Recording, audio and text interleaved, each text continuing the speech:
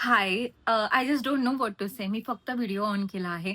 पण ना काहीतरी भावना आहेत मनात, ज्या तुमच्यापर्यंत पोहोचवायच्या आहेत. आता मी जस्ट ऑफिसमधून आले. माझे पिरियड्सचे दिवस चालू आहेत आणि माहीत नाही का, मुली मला समजू शकतात, की खूप मूड स्विंग्स होतात, है ना? एक कधीतरी रडायला येणं, कधीतरी हसणं, खूप थकणं, सगळं दुखणं, सगळं काही. आणि त्यातूनच मी जस्ट घरी आले आणि मला एक व्हॉइस नोट आला.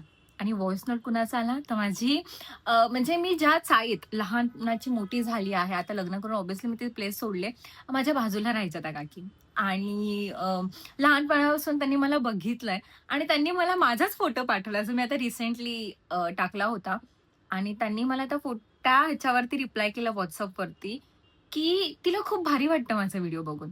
तिला खूप पॉझिटिव्हिटी येते आणि तिला असं वाटतं, की तिचं आता एज झालंय, तर तिला असं वाटतं, की तिने आयुष्यात जे की खरं आम्ही पण बघितलं, तिने खूप स्ट्रगल केलंय तिच्या आयुष्यामध्ये आणि त्याच्यातून तिला देवाने हा जो जन्म दिला आहे, तिला बऱ्याच गोष्टीतून वाचवलं आहे देवाने, ते फक्त आमच्यासाठी.